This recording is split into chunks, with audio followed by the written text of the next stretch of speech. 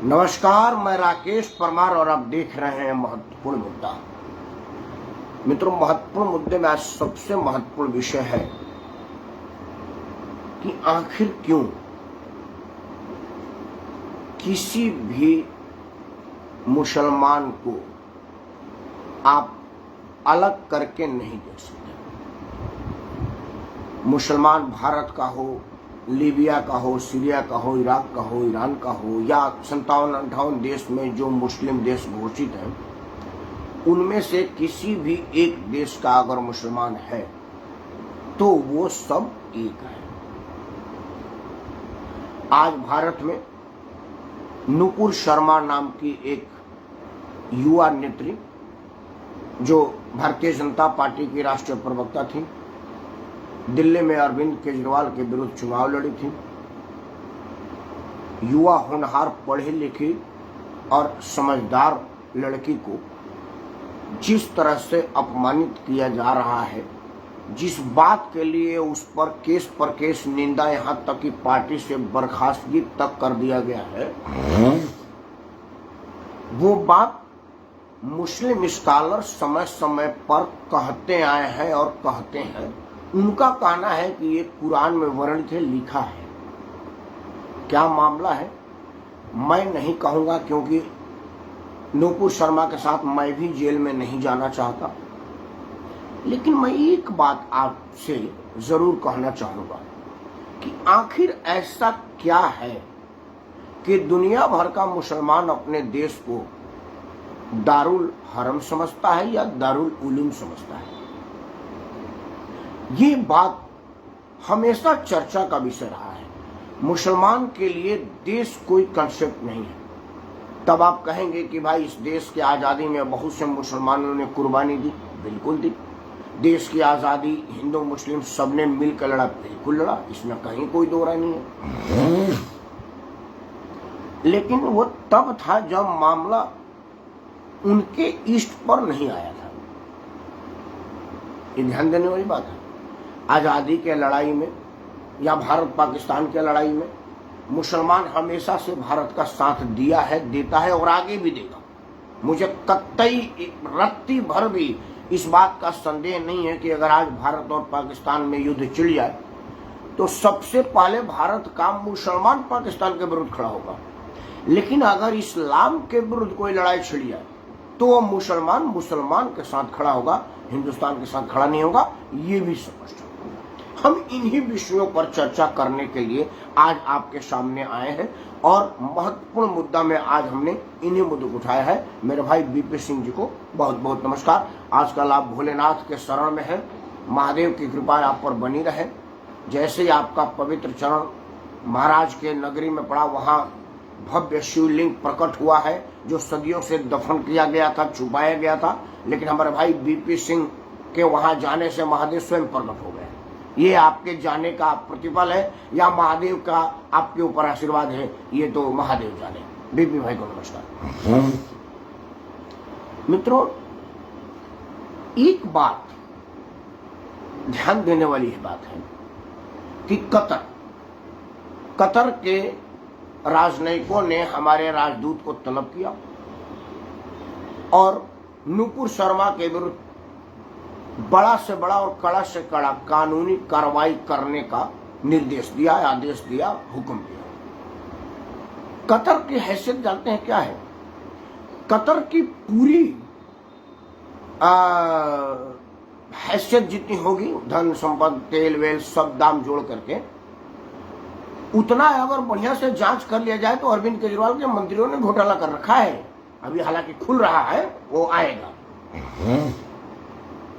Qatar की जितनी पूरी आबादी है, उतनी आबादी के लोग दिल्ली में अरविंद केजरीवाल को रोज गाली देने वाले हैं। सुबह शाम केजरीवाल को जितने लोग गाली देते हैं, अपने दिए हुए वोट के लिए अफसोस करते हैं और लानत मलानत भेजते हैं और कहते हैं कि यार ये मुझसे भूल हो गई, कतर की उतनी भी आबादी नहीं है।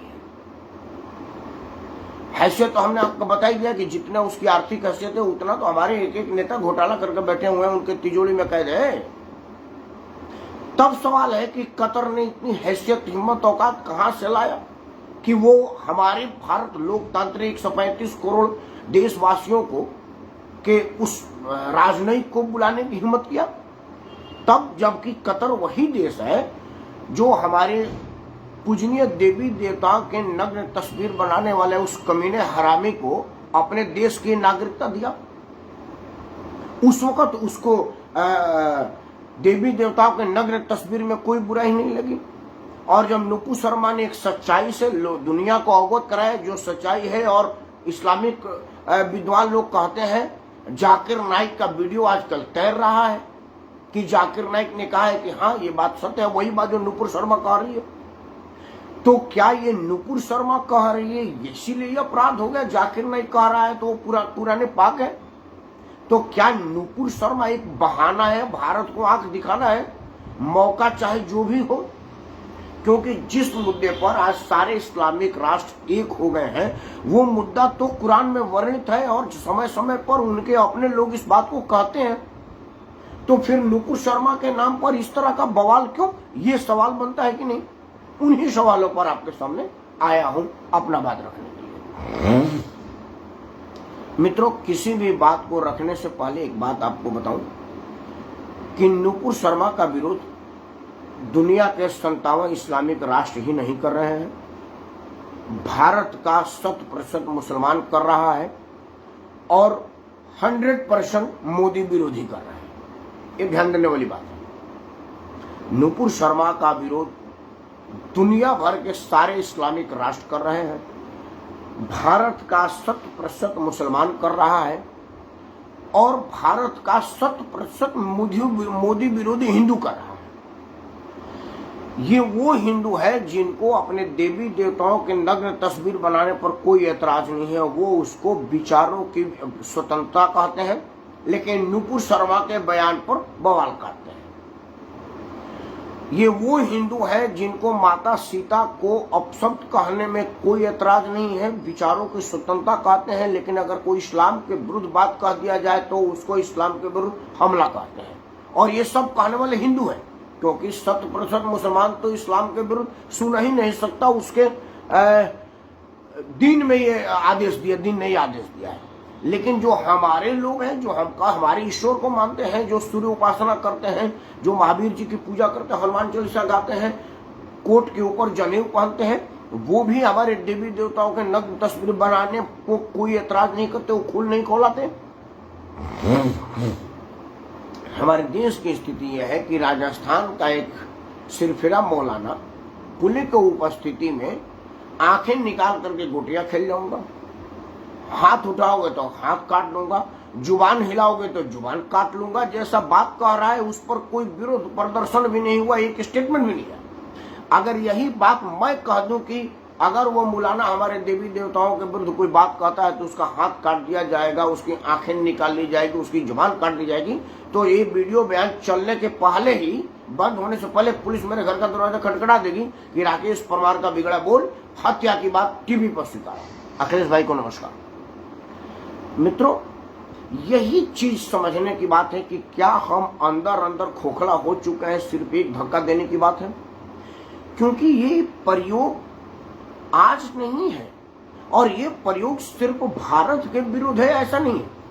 भारत के विरुद्ध ये भयानक इसलिए लगता है कि भारत के विरोध में बाहर से लोगों को आने की जरूरत नहीं है, भारत के अंदर ही इतने लोग भारत के विरोधी हैं कि अगर भारत को बर्बाद करने की कोई शक्ति ठान ले तो उसे बाहर से फोर्स लाने की जरूरत नहीं पड़ेगी, बाहर से लोग लाने की जरूरत नहीं पड़ेगी, बाहर से मीडिया लाने की जरूरत नहीं पड़ेगी, बाहर से धन लाने की जरूरत नहीं पड़ेगी। वो सब भारत में उपलब्ध है, वो समय समय पर देखा गया है।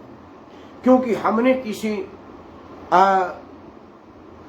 गैर भाजपाई और गैर संघ के कार्यकर्ता को कभी नहीं सुना कि वो भगवान राम को राम राम कह दे अगर वोट बैंक की मजबूरी ना हो तो। हमने कभी नहीं सुना कि कोई आदमी एक बार इस्लाम का विरुद्ध कोई बोला हो और उसका सारे हिंदू लोग मिलकर के शेल्टर किए हों। कानपुर में भारत के 3 शीर्षस्थ राष्ट्रपति, प्रधानमंत्री और मुख्यमंत्री की उपस्थिति में एक दंगा हो जाता है। हो सकता है वो दंगा प्रधानमंत्री को मारने की साजिश हो सकता है वो ऐसी कोई साजिश अंतरराष्ट्रीय रखी गई हो, जांच एजेंसियां डर के मारे न बता रही हो क्योंकि विस्फोट एक तरह से ना हो जाए। क्योंकि भारत के राष्ट्रपति, प्रधानमंत्री और मुख्यमंत्री थे और तीनों के तीनों लोगों पर हाईएस्ट थेफ्ट है। कम से कम 2 आदमी प्रधानमंत्री और मुख्यमंत्री पर, तो समस्त इस्लामिक राष्ट्र के तरफ से और मुस्लिम आक्रमणकारियों के तरफ से कितना बड़ा खतरा है ये बताने की जरूरत नहीं है। तो कहीं ऐसा तो नहीं है कि पुलिस फोर्स को गुमराह करने के लिए एक बवाल काटा गया हो कि इस बवाल के भीड़ में फोर्स हट करके ये हुड़दंगियों पर आवे और हम अपना काम कर दें और भारत के प्रधानमंत्री और मुख्यमंत्री को हमला कर दे, शिकार कर दें। क्योंकि हमारे प्रधानमंत्री को पंजाब में रोक ही लिया गया था। वो तो शुक्र मनाओ जवानों का जिन्होंने अत्याधुनिक बंदूक तान करके अपना सीना सामने खड़ा कर दिया कि पहली गोली सीना पर लगेगी प्रधानमंत्री तो तब भी सुरक्षित रहेंगे। तो क्या इस तरह की कोई बात थी? डॉक्टर फैजुद्दीन साहब को सदर प्रणाम। आप फैजुद्दीन साहब माइक पर आना चाहते हैं तो मुझे बड़ी खुशी होगी, आप जैसा आदमी अगर आकर के कुछ कहे तो, क्योंकि आप लोगों का आना बड़ा, मैंने आपको रिक्वेस्ट भेज दिया, अगर आए बड़ा अच्छा लगेगा। एक आदमी इस्लामिक जानकार और इस्लाम का धर्म वाला आदमी अगर इसको बोलेगा तो उस बात का महत्व होगा। मैं बोलूंगा तो कहा जाएगा कि मैं मुसलमान भी। तो मित्रों, मैं ये कह रहा था कि इस बात का कई ऐसी साजिश तो नहीं रची गई थी। चलिए, अगर साजिश नहीं भी रचा गया होगा तो एक मुस्लिम धर्म मानने वाला लोग, एक आदमी, चाहे वो राजनीति में हो, धर्म कर्मकांड में हो, या मौलाना हो, या अजान करने वाला हो, मुल्ला हो, मौलवी हो, जो भी हो, वो एक सुर में ये बात कर रहा है कि कानपुर के लड़कों को निर्दोष फंसाया जाए। अच्छा, डर साहब आना नहीं चाहते, कोई बात नहीं, डर साहब आपका बहुत बहुत धन्यवाद। सारे के सारे मुसलमान, कानपुर में पत्थरबाजी हुई है, हैदराबाद का मुसलमान कह रहा है कि लड़का निर्दोष, समझने वाली बात। कलकत्ता का मुसलमान कह रहा है कि बच्चे निर्दोष है, महाराष्ट्र का मुसलमान कह रहा है कि बच्चे निर्दोष है।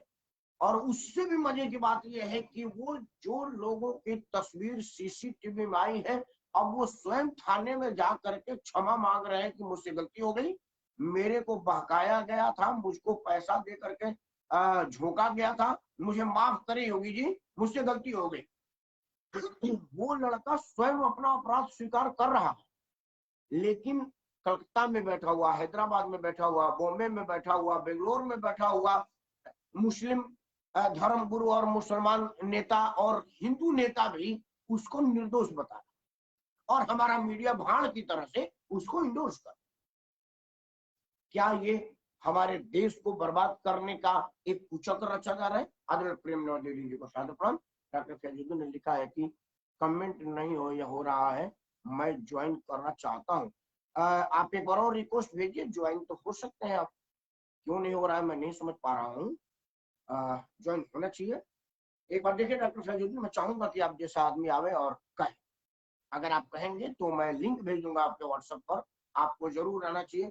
अगर आप मेरे को लिखिए तो 10:30 पर ये मेरा समाप्त होगा, और मैं आपको जो समाचार चैनल वाले मेरे को लिंक भेजते हैं, जो मेरे न्यूज चैनल का लिंक है, उस पर भेज करके आपका व्यू जानना चाहूंगा। आप जैसे लोगों को आना चाहिए। आप मेरे साथ ना आए तो कम से कम आप फेसबुक लाइव पर भी आए और इस विषय में बताएं, क्योंकि आप अलीगढ़ मुस्लिम विश्वविद्यालय में कार्यरत रहे हैं ऊंचे पद पर, और आप एक सामाजिक कार्यकर्ता हैं, बिना भेदभाव के आप लोगों का मदद करते रहते हैं। मुझे पता है कि हिंदू मुसलमान का भेद नहीं किया जाता, लेकिन डॉक्टर साहब एक प्रश्न तो बनता नहीं डॉक्टर साहब, कि आप अलीगढ़ में बैठे, आपके गांव बिहार में अगर कोई पत्थरबाजी होती है, आप यहीं से कह दें कि वो दोषी है, निर्दोष है, बिना कोई जाने समझे, तो ये तो प्रश्न बनता नहीं डॉक्टर साहब। क्योंकि आपके गांव वाला कहता कि नहीं मैं दोषी था, मैं पत्थर मारा था, मैं गुमराह हो गया था, और आप कहते निर्दोष था। ये प्रश्न तो बता डॉक्टर साहब, मुझे इन्हीं प्रश्नों का जवाब चाहिए। अगर वीडियो को नहीं आए तो लिख के भी दीजिए, मैं चाहूंगा कि आप जरूर पूछ पाए, और आपको आ सकता है, मुझे मालूम है कि आप इन आडम्बरों से ऊपर। मित्रों, मेरा प्रश्न है, कानपुर का दंगा हो या कहीं का भी दंगा, एक मुश्त एक हो करके एक आवाज से ये बताया जाता है, ये कहा जाता है, आदरणीय प्रेमानंद जी को साथ, ये कहा जाता है कि वो बच्चे निर्दोष है। मतलब जज वही आदमी है, उसको सर्टिफिकेट दे रहा है कि बच्चा निर्दोष है, और वो बच्चा कह रहा है कि मैं दोषी हूं, मुझे क्षमा कर दिया जाए। क्या भारत के संविधान में ऐसी जगह, ऐसी प्रावधान नहीं है कि उन लोगों को जूता मारा जाए? तो क्या समाज को आगे आने जाने चाहिए? उनको सार्वजनिक अभिनंदन जैसा कार्यक्रम नहीं करना चाहिए? जैसे कारगिल विजय करके फतेह लौटे हुए जवानों को हम फूल माला से स्वागत करते हैं, विश्व कप जीत के आने वाले खिलाड़ियों को हम पुष्प वर्षा करते हैं, सिनेमा में पुरस्कार पा लेने वालों को फेसबुक पर और सार्वजनिक अभिनंदन करते हैं, तो कैसे ऐसे हरामी लोगों के लिए कुछ व्यवस्था करनी चाहिए कि नहीं? कानून में नहीं है, आप तो स्वतंत्र है, स्वतंत्र देश के नागरिक है, क्योंकि जब तक ऐसा नहीं होगा, ऐसा होगा। आखिर कोई मुसलमान के विरुद्ध बोलने की साहस क्यों नहीं करता? क्योंकि आप कितना हो बड़े आदमी हो, मुसलमान आपका जान ले लेगा। वो चाहे उसके पास 2 कौड़ी की उसकी औकात हो, घर में भोजन ना हो, आपके गले में कटा चढ़ देगा, क्योंकि उसको पता है कि 157-58 इस्लामिक देश और भारत का सभी मुसलमान और भारत का सभी मोदी विरोधी उसके साथ होते। Doctor Bakhtiyar sorry doctor Faizuddin साहब ने मुझे मार्गदर्शन दिया है। मैं चश्मा इसलिए लगा लिया कि कुछ शब्द गलत ना पड़ जाए।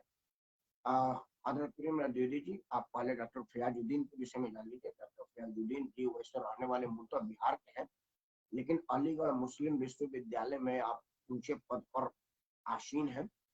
अलीगढ़ में अब आपका आवास निवास है, और अलीगढ़ समेत मेरे बलिया में भी इनके संस्था के लोग हैं जो जरूरतमंदों को स्कूली और सामाजिक शिक्षा मुहैया कराते हैं। इसीलिए मैं डॉक्टर फयाजुद्दीन के बात को पढ़ना चाहूंगा। इनके बात में मुझे तटस्थता जरूर झलकेगी, मैं उनका बात पढ़ता हूँ। निष्पक्ष रूप से कानून का पालन होना चाहिए अपराधियों के विरुद्ध, हिंदू या मुस्लिमों, मैं मुस्लिम अपराधियों का भी समर्थन नहीं करूंगा। डॉक्टर फयाजुद्दीन और मीना व्यास पटेल, आपको भी पढ़ा। डॉक्टर फैजुद्दीन, आप बिल्कुल बढ़िया बात कर रहे हैं, लेकिन सबसे दिक्कत की बात है डॉक्टर साहब कि जब भी कोई आदमी इस तरह के अपराध में मुसलमान पाया जाता है, तो मैं किसी मुसलमान को ये कहते हुए नहीं सुना कि नहीं वो अपराधी है, उसको छोड़ दे। मैंने सुना ही नहीं। हर मुसलमान, टीवी पर मैं एक डिबेट में था, उस डिबेट में एक मौलाना साहब भी हमारे साथ थे, तो उन्होंने सबसे पहले कहा कि पीएफआई को बैन काहे नहीं करते? हमने तो नहीं कहा है, लेकिन मैं गारंटी के साथ कह सकता हूं कि अगर पीएफआई का बैन लगे तो सबसे पहले मौलाना साहब कूद पड़ेंगे कहने के लिए कि मुसलमान को प्रताड़ित किया जाए। डॉक्टर साहब, आप कह रहे हैं बिल्कुल तटस्थ, मैं आपके तटस्थता पर बिल्कुल प्रश्न नहीं लगा रहा हूं, मैं आपको जानता हूं व्यक्तिगत। मैं और मुसलमान की बात करता हूं जो टीवी बयान देते हैं, ट्वीट करते हैं, सरकारों के साथ मिलने में कहते हैं कि आप आतंकी है तो पकड़िए ना। लेकिन एक चीज बताइए, बुरहान बानी के जनाजे में जो हजारों लोग गए थे, वो सब के सब क्या बुरहान बानी के चाचा थे, या वो कश्मीर के आतंकी थे, या अपना मोरल समर्थन देने के लिए गए? बंबई बम विस्फोट का अपराधी जिसको सुप्रीम कोर्ट ने फांसी की सजा दी, जिसको रोक लगा देने भारत का सबसे बड़ा हिंदू और सबसे बड़ा वकील सुप्रीम कोर्ट के जज को जगा करके फांसी रुकवाने का पैगाम लेकर के आया, उसके फांसी के बाद भी देश में मुसलमानों ने कहा कि हम कब्र में जमीन नहीं देंगे, लेकिन फिर उसके साथ जो जलसे में लोग निकले वो कौन लोग थे? ये बात डॉक्टर साहब बतानी पड़ेगी लोगों को। इस बात का प्रश्न का जवाब चाहिए कि आखिर सत्येंद्र प्रताप जी ने कहा है, ये आदरणीय प्रेम द्विवेदी जी, सत्येंद्र प्रताप जी एक बहुत ही सुलझे हुए पत्रकार हैं, आदरणीय शख्सियत है, मेरे बड़े भाई हैं और निष्पक्ष सोच के आदमी हैं। मैं सत्येंद्र जी का बात पहले पढ़ दूं। आपने लिखा है कि आखिर क्यों सिर्फ 2 को कॉल कर लें, नूपुर शर्मा और नवीन जिंदल, 2 आखिर क्यों सिर्फ 2 को कॉल कर लें, नूपुर और जो, मैं समझा नहीं सत्येंद्र भाई, जरा एलिब्रेट करिए, हिंदी समझ में नहीं मेरी, मैं थोड़ा कम पढ़ा लिखा, आप तो जानती हैं, थोड़ी सी इसको एलिब्रेट करिए को क्या कहना चाहते हैं कि आखिर 2 को कॉल का, मैं नूपुर और नवीन जिंदल को कॉल करूं, ये कहना चाहते हैं या क्या कहना चाहते हैं, ये बताइए जरा प्लीज, साफ लिखिए। हाँ, डॉक्टर फैजुद्दीन साहब ने लिखा है कि टीवी पर राजनीतिक बहस होती है, राजनीति का नफा नुकसान को ध्यान में रख के बात होती है। डॉक्टर साहब, वैसे मैं भी टीवी के बहस में आता हूँ, रोजी रोटी का एक साधन वो भी है, समाज में एक परिचय पैठ का भी साधन ये है। मेरा निजी लालच है कि मैं ना तो नरसिम्हा राव हूँ ना मनमोहन सिंह हूँ कि मेरी कोई पहचान है। 2-4 लोग जो जानते हैं वो टीवी वीडियो और ये फेसबुक बोलने से ही जानते हैं, तो मैं तो अपना लालच नहीं छोड़ सकता। लेकिन अगर मैं देश का प्रधानमंत्री अगर बन जाऊंगा किसी दिन, ऐसा उम्मीद नहीं है दूर दूर तक, लेकिन कहा जाता ना कि पुरुषस्य भागम दैवो न जानो, पुरुष का भाग राबड़ी जी को कहाँ पता था कि वो मुख्यमंत्री बन जाएंगे, जीताराम मांझी को कहाँ पता था कि वो मुख्यमंत्री बन जाएंगे, एचडी देवगौड़ा और इंद्र कुमार गुजराल भी प्रधानमंत्री का सपना कहाँ देख रहे थे। तो हो सकता है कुछ ऐसा हमारे भाग में भी लिखा हो। अगर ऐसा कोई दिन आएगा तो मेरा सबसे पहला रेजुलेशन जो पहला होगा वो ये होगा कि टीवी चैनलों में तबेला खोला जाए, इसको भैंस का तबेला खोलिए और दूध दूध करके बेचिए, स्वास्थ्यवर्धक होगा, इनका बहस समाज को नुकसान पहुंचाता है। मैं स्वयं ये बात कहने वाला आदमी हूँ और मैं अपने टीवी के बहसों में भी कई बार कह रहा हूँ, उनको ऑनलाइन एडिट करने में दिक्कत हो जाता है क्योंकि आजकल ज्यादातर बहसें लाइव हो रही है, पहले रिकॉर्डेड होती थी, तो कई बार ऑनलाइन में एक आध बात निकल जाने के बाद 13-14 सेकंड बाद बीप लगता है, तुरंत बीप नहीं लगता क्योंकि वो जो फ्लैक्स पे होता है वो बीप लगाते लगाते निकल जाता है, जो मेगा पिक्सल्स पे शूट हो रहा है आजकल, क्योंकि आजकल सारे कैमरा मेगा पिक्सल पे है, तो मेगा पिक्सल डिजिटल में पहले ऑडियो जाती है तब वीडियो जाता है, इसलिए बार कई बार देखता हूँ कि मुंह और साउंड में कई बार वाइब्रेट होता है समाचार चैनलों पर भी और हमारे फेसबुक यूट्यूब। तो मैं ये मानने वाला आदमी हूँ, टीवी डिबेट में सिर्फ वो है जो मैं ये बुरा मानने वाली बात नहीं है, मतलब कहने वाली बात है कि जैसे लखनऊ के नवाब मुर्गा लड़ाते थे और अपना मनोरंजन करते थे, तो टीवी डिबेट में मुर्गा लड़ाया जाता है और खुद का मनोरंजन और टीआरपी बढ़ाया जाता है। हमारे समाचार चैनल वाले देश में आग लगा करके टीआरपी बढ़ा के देखिए जलता हुआ हिंदुस्तान की तस्वीर आपके चैनल पर सबसे पहले, वो ये भी कहने से गुरज नहीं मानेगा डॉक्टर साहब, मैं आपकी इस बात को मानता हूँ। मेरा बात ये नहीं, मेरा बात बड़ा व्यापक डॉक्टर साहब बने रहेगा और आपका निष्पक्ष निर्णय चाहिए। मित्रों थोड़ा देर के लिए भारत से बाहर निकलते हैं, नहीं तो बख्तियार डॉक्टर फैजुद्दीन साहब कहेंगे कि भारत के मित्रों दुनिया में शक्तिशाली सामरिक क्षमता वाला कुछ देश है, उसमें फ्रांस का नंबर अगर अव्वल नहीं है तो पीछे नहीं। आज जो फ्रांस का राफेल से हम दुनिया में रक्षा में सबसे मजबूत अपने आप को मानते हैं, वायुसेना की शक्ति में बहुत ज्यादा इजाफा हुआ है उसके कुछ राफेल विमानों से, उसका निर्माता फ्रांस, घातक मिसाइल और बमों से लैस फ्रांस है, आर्थिक रूप में भी हमसे बहुत ज्यादा मजबूत है, उसको कहीं पर कटोरा उठाने की जरूरत नहीं, सामरिक से लेकर के आर्थिक, सांस्कृतिक से लेकर के प्राकृतिक धरोहर भी फ्रांस के पास बहुत ज्यादा है। आपको कुछ दिन पहले की घटना होगा, सजदे आबे एक कार्टूनिस्ट था जो एक मैगजीन में पैगंबर साहब का एक कार्टून बनाया, मैं उस कार्टून में अगर कोई कमी होगी तो मैं उसकी भर्त्सना करता हूँ, किसी को भी अपमान करने का अधिकार नहीं है, ना मेरे देवी देवता का अपमान करने का अधिकार नहीं, ना ही प्रॉफिट मोहम्मद को अपमान करना है, ना गुरु गोविंद सिंह जी को अपमान करना है, ना जीसस को अपमान करना है, आप किसी के भी मान्यता को अपमानित ना करें, आपको अधिकार है, आप अगर सम्मान करते हैं तो करिए, नहीं तो आप तटस्थ रहिए, अपमान ना करिए। वो उदाहरण से पहले मैं अपना डिक्लेरेशन, तो वो एक कार्टून छपता है, कार्टून बनाने वाले का अपना शिष्य जो उसका था वो उस पर बमबारी कर देता है, एक प्रोफेसर जो प्रॉफिट मोहम्मद साहब के विषय में लेक्चर देता है, उसका अपना शागिर्द जो उसी के साथ पढ़ रहा है, बीच क्लास में उसको गोली मार देता है, उसका गला काट देता है। और दुनिया भर का मुसलमानी देश जो बहुत छोटे छोटे कई देश जो फ्रांस का अनुदान पर जी रहे हैं, उन लोगों ने भी फ्रांस के सामान का बहिष्कार कर दिया अपने देश में, अपने यहाँ के कूड़ा ढोने वाले मशीन पर फ्रांस के राष्ट्रपति का फोटो लगाया, सड़कों पर फ्रांस के राष्ट्रपति की तस्वीर चिपका दी, लोग उसको नंगे पांव भागते हुए जा रहे थे, ये हर जगह लगा, भारत के भी मुसलमानों ने माना, ये संयोग नहीं प्रयोग था। दुनिया भर में इस्लामिक राष्ट्र को मजबूत करने और इस्लामिक राष्ट्रवाद के खौफ को दुनिया के मन में भरने की एक साजिश है, ऐसा मुझे लगता है। क्योंकि फ्रांस की बात हो, भारत की बात हो, क्योंकि भारत में डॉक्टर फैजुद्दीन साहब आप तो कुरान पढ़े हुए हैं, जो नूपुर शर्मा ने कहा है अब तो आपको पता चल गया होगा वीडियो के माध्यम से, जाकिर नाइक ने भी वही बात कहा। मैं कुरान नहीं पढ़ा क्योंकि कुरान मेरा धार्मिक ग्रंथ नहीं है और मेरे को उसके पढ़ने की जरूरत नहीं, क्योंकि मेरे पास पढ़ने के लिए रामायण है, गीता है, उपनिषद है, वेद है, पुराण है, सैकड़ों ऐसे किताब हैं, हनुमान चालीसा से लेकर के दुर्गा चालीसा तक है, महामृत्युंजय से लेकर के हनुमान अष्टक तक है। मेरे पास इतना किताब है कि मैं पढ़ते पढ़ते थक जाऊं, लेकिन किताब मेरा खत्म नहीं होगा। तो मुझे किसी और किताब पढ़ने की आवश्यकता नहीं है। उस किताब को मैं प्रणाम करता हूँ, उसमें बढ़िया ही लिखा होगा ऐसा मैं मानता हूँ।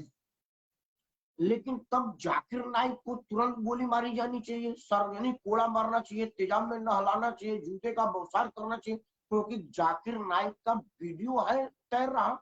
और अगर जाकिर नाइक का वीडियो डबिंग है, वो कह कुछ और रहा है, आवाज कुछ और लगा रहा है, तो वीडियो बनाने वाला अब तक जिंदा क्यों है भाई? प्रॉफिट मोहम्मद साहब के लिए इतनी बड़ी अपमान। नूपुर शर्मा पर दुनिया भर में केस हो जाता है।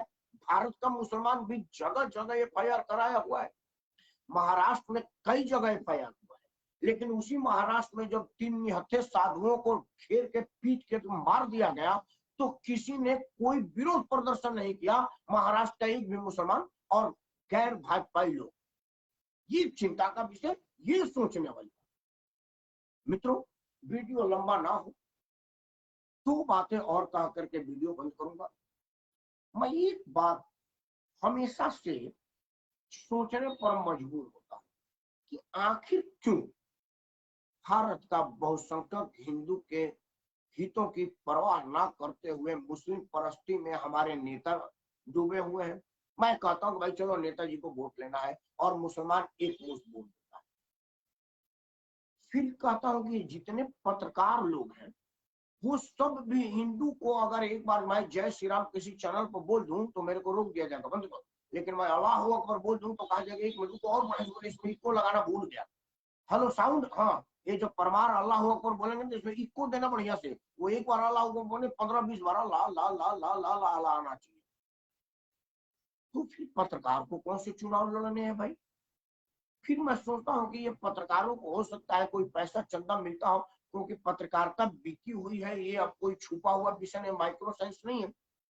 फिर मैं कहता हूँ कि इस्लामिक राष्ट्र खुद ही भूखे मर रहे हैं। बहुत सारे ऐसे राष्ट्र हैं, 2-3 राष्ट्रों को छोड़ दो तो सबके खाने के लाले हैं। पाकिस्तान का कटोरा लेकर के घूमना दुनिया में जग जाहिर है, तो उसके पास खुद के खाने के लाले हैं, तो हमारे जैसे लाखों करोड़ों भारतीयों को कहां से पैसा देना होगा? फिर क्या है? इस प्रश्न का जवाब अब तक नहीं मिला था, लेकिन बहुत कुछ सोचने पर मजबूर हुए और कुछ कुछ स्पष्ट होने लगी जब देश दुनिया में सर्वाधिक लोकप्रिय जननायक जाकिर नाइक के कहे हुए बयान को ही नूपुर शर्मा के द्वारा दोहराने पर नूपुर शर्मा को पार्टी से निकाल देता है, उससे पल्ला झाड़ लेता है। तब क्या करके ये सोचने पर मजबूर होता हूं कि ऐसी कौन सी शक्ति है जो मुसलमान के कुछ सुन नहीं सकती, बोल नहीं सकती। अगर कोई बोल देता है तो 135 करोड़ भारत का विश्वास पात्र नेता तुरंत अपने आप को अलग कर लेता है। इसको पूछूंगा, डॉक्टर फैजुद्दीन साहब ने मार्गदर्शन दिया, मैं चाहूंगा उसका मार्गदर्शन। डॉक्टर साहब ने लिखा है कि जाकिर नायक की आधी बात काट की जा रही है। अगर जाकिर नायक वही बात कहता है तो लोग जरूर विरोध करते हैं। हमारे लिए हिंदू भी बहुत महत्वपूर्ण है, क्योंकि हमें उनके साथ ही रहना है। हमारे पूर्वज पाकिस्तान जाना सही नहीं समझा। डॉक्टर साहब, आपका एक भी बात अक्षरशः काटने वाला नहीं है। जो आप कह रहे हैं वो तो अकबरुद्दीन ओवैसी भी कहता है, और ये लखनऊ के नवाब ने तो कह दिया कि ये देश मेरा है, राकेश परमार तुम बाहर जाओ अगर तुमको मेरे से इतराज होगा तो। ये कोई आप नई बात नहीं कह रहे।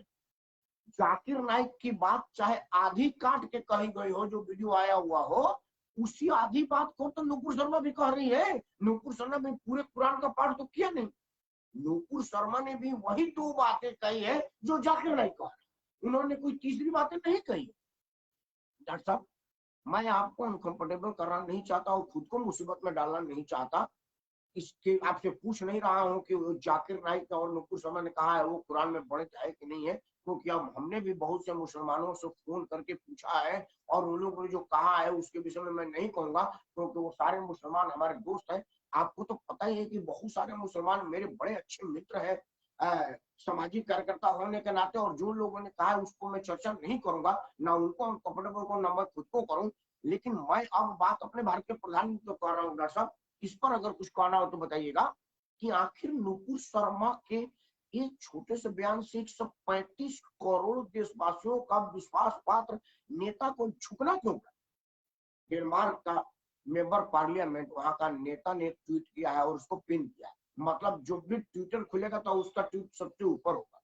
उन्होंने कहा है, मैं नहीं कर पहले जान लीजिए, सबसे पहले कोई आदमी मेरे ऊपर केस करने से पहले डेनमार्क वाले का ट्वीट पढ़ ले और ऑफिशियल ट्वीट। उसने बोला है कि जो नूपुर शर्मा ने कहा है वो कुरान में वर्णित है। फिर पता ना भारत का प्रधानमंत्री उसको के साथ इस दगा क्यों किया, क्यों माफी मांगा, वो तो उसमें लिखा हुआ है। फिर कुरान में बात को लिखे पर नरेंद्र मोदी को माफी मांग रहे, कुरान तो नरेंद्र मोदी ने लिखा नहीं था, लिखने वाले से जाकर के पूछो। ये मैं नहीं कर रहा हूँ, बड़ा स्पष्ट कर दूं, ये डेनमार्क का नेता कह रहा है और वो उसका ट्वीट तैर रहा है। और वो ट्वीट डेनमार्क के राजनयिक से पूछ लिया गया और डेनमार्क के भारत वाला राजनयिक ने डेनमार्क वाले अपने उस ट्वीट करने वाले नेता से पूछ के उसको सर्टिफाई कर दिया कि हाँ हमारे नेता का ऑफिशियल बयान है, ये ट्विटर को हैक करके या ट्विटर को हैक करके लिखा गया बयान नहीं। डेनमार्क पर जाकर केस करिए। अब सवाल आता है कि नरेंद्र मोदी ने ऐसा क्यों किया। मेरे कई दोस्त मित्र ने मेरे को फोन किया, क्योंकि मैं इसके पहले एक वीडियो इसी पर 2-3 दिन से इसी पर वीडियो बना। उन्होंने कहा कि देखिए ओपेक देशों से हमारा बिजनेस समझौता है। आज एक टीवी साक्षात्कार में असरुद्दीन ओवैसी ने भी कहा कि $2 पर अमेरिका को पेट्रोल दे रहा है दुबई और $6 को भारत को पेट्रोल दे दिया नूपुर शर्मा के एक बयान से। ये तो और बड़ी बुरी बात होगी। अगर ऐसा बात है तो हमको भारत को चाहिए कि वो दुनिया के उन लोगों से पेट्रोलियम पदार्थ खरीदना बंद कर। रातों रात अगर हम आज अपने एक फैसले से Dubai, Iraq, Iran, Kuwait, Libya, Syria, जहां से भी हम पेट्रोल पदार्थ, सबसे ज्यादा हम यूएई से पेट्रोल लेते हैं, उसके बाद ओमान से लेते हैं, इराक से लेते हैं, इन देशों से लेकर के हम रूस से सीधा लेना हो जाए तो रूस भी खुश हो जाएगा, उसको इस टाइम आर्थिक मदद की जरूरत भी है और तेल भंडार इन जगहों से रूस में कोई कमी नहीं है और फ्लैट भी उनसे बड़ा सस्ता है, सीधी पाइपलाइन का व्यवस्था है। तो अगर हम रूस से तेल लेने लगे, 2 दिन के लिए हम अगर तेल खरीदना बंद कर दें तो उनकी आर्थिक व्यवस्था नीचे आ जाए। दूसरा, अगर हम अपना 2 ग्लोब मास्टर दुबई में भेज दें और अपने लोगों को बैठा करके भारत बुला लें तो उस दिन वहां का बाजार बंद हो जाए। डॉक्टर फैजुद्दीन साहब का स्टेटमेंट ऊपर चला गया, मैं वो पढ़ूं, मेरे लिए बड़ा जरूरी है डॉक्टर साहब की बातें। डॉक्टर साहब ने कहा कि जाकिर नहीं है, डॉक्टर साहब ने कहा एक बार अफवाह फैल गई तो कौन सत्यापित करता है। उद्योगपतियों का हल्टर चला है क्योंकि उन्हें राजनीतिक नहीं व्यापार करना है और व्यापारियों का हाथ चला। हाँ, मैं आने वाला था तब तक आपने लिख दिया, बिल्कुल ठीक आपने कहा, मैं यही बात कहने वाला था डॉक्टर साहब और आपने ये कह दिया, मैं इसी को कहने वाला था, बिल्कुल ठीक आपने मेरी बात कह दी। इस बीच बीपी भाई ने लिखा है, पढ़े लिखे भारतीय मुस्लिम समाज की चूकी हुई आतंक विरोधी कार्रवाई के सामने एक बड़ा बनाता है। सूजी भाई का प्रणाम।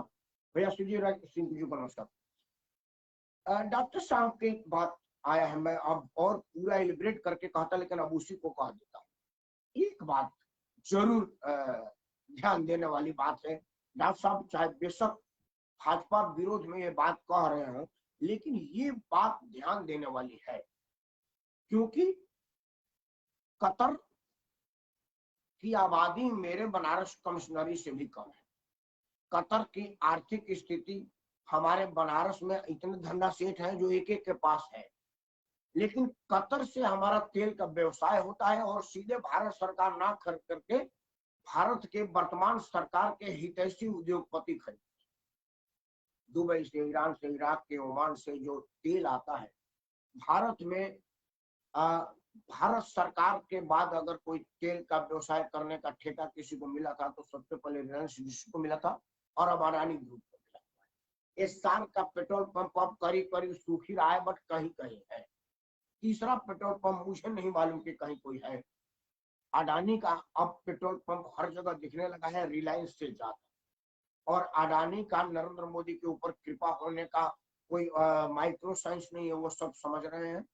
अडानी का कोयले का व्यवसाय फले फूले इसलिए साउथ अफ्रीका से कोयला भारत मंगाया जा रहा है और झारखंड के कोल उद्योगों को ठप करने का प्रयास किया जा रहा है। ये बात बिल्कुल साफ स्पष्ट और सीधा सीधा है, ये सबको पता। तो क्या उद्योगपतियों ने भारत के प्रधानमंत्री को फोन मिलाया कि भाई हमारा पैसा फंसा हुआ है एक नुपुर शर्मा के चक्कर में, हमको मत बर्बाद करिए, चंदा हम ही देते हैं। नुपुर शर्मा जैसे 50 टीवी पर घूमते रहते हैं, राकेश परमार भी तो ठीक ठाक बोल लेता है, क्या करना है नुपुर शर्मा की जगह परमार से ही इसको हटाओ और हमारा मदद करो। क्या ये कारण है? मैं अंत इसी विषय से करना चाहता हूं कि सोचिएगा जरूर कि कतर के सामने कतरा करके निकल जाने का चांसेस था, लेकिन हम उनके सामने घुटने टेक दिए। इसका कारण क्या? 57-58 देशों के साथ साथ भारत का सभी मुसलमान और सभी मोदी विरोधियों का एक हो जाने का डर मोदी को सताया, या अपने उद्योगपति साथियों का हित प्रभावित होता हुआ डर उनको सताया? सोचना है आपका काम।